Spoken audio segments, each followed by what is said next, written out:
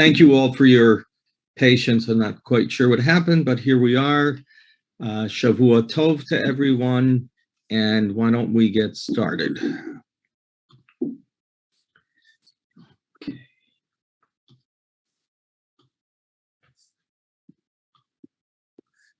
Okay.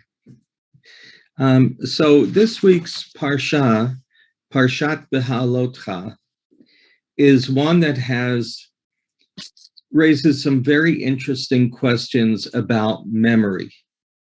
That is, our capacity to recall events, and particularly how that relates to remembering the loved ones whom we mourn. We're in the book of Bamidbar, and this book of Numbers should really be called more accurately the book of rebellion. This is the time in which Moses' leadership, the community of Israel, everything seems to just disintegrate. And things are so bad that, again, when it comes to memory, we see the newly liberated people, the Israelites, remembering things in such a distorted way when it comes to Egypt. In Numbers 11, we see that there is a rebellion and it's community-wide.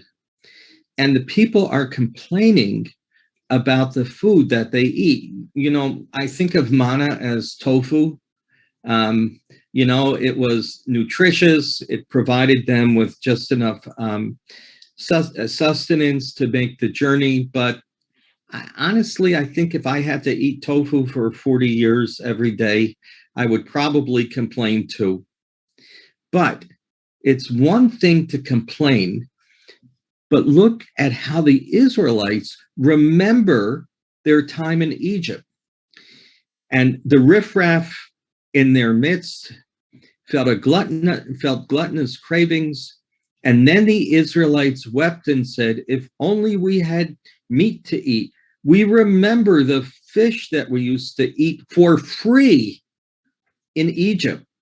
The cucumbers, the melons, the leeks, the onions, and the garlic, really for free? I mean, they were enslaved.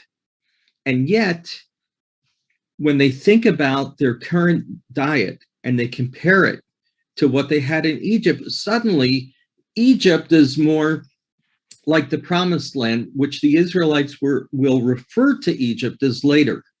They will refer to Egypt during this period of rebellion as the land flowing with milk and honey. That's what memory can do. Just another brief example. We know that this period during the 40 years of wandering was very difficult.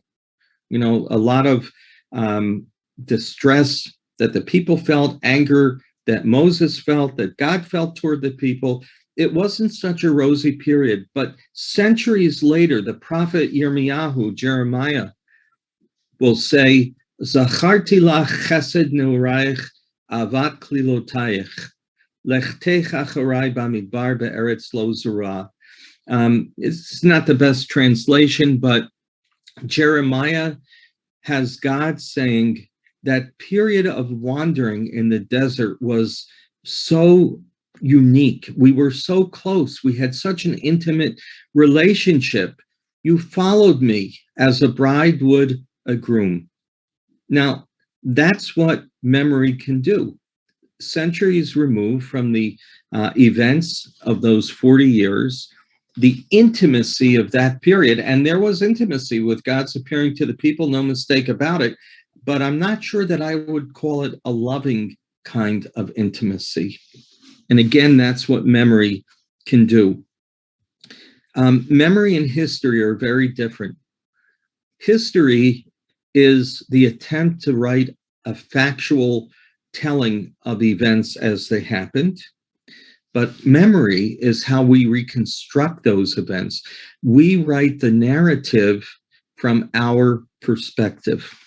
We can lull ourselves into a state of nostalgia with our memories, wistfully remembering a better version of our relationship with the ones that we love to have passed away, or we can convince ourselves that things were actually worse than they were. Our memories can cause us to rewrite a narrative of events so that we may excuse ourselves for problems in a relationship or blame ourselves unnecessarily. I think of memory as an impressionistic painting. If you stand too close to an impressionistic painting, you really can't see the image. It's somewhat blurry, it's distorted. But as we step back, we're able to appreciate the beauty of what's on the canvas. And so it is with our loved ones. As we remember our loved ones, we also need some perspective so that we remember not just who they were during the period of mourning when we're just so close to those interactions and encounters with our loved ones, but with time we gain the perspective so that we can see the events a little bit more clearly for what they were. So I think my takeaway is that nostalgia can be a trap for a wistful longing of perhaps what it wasn't exactly. And at the same time, memory can lead us, God forbid, into some despair for things that were not quite as they really happen. So I'd like to try something today, and just let's take a moment and let's recall an interaction with our loved ones, and let's try to think about that encounter not from our perspective, but from their perspective. So let's take a moment to try and do that.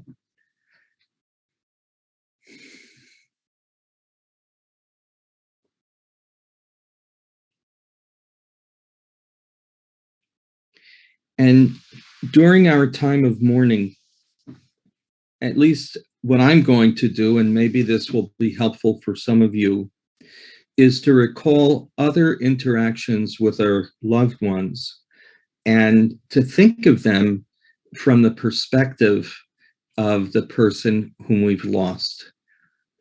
And with that in mind, I think it's time to have Abby put the words up of the Kaddish.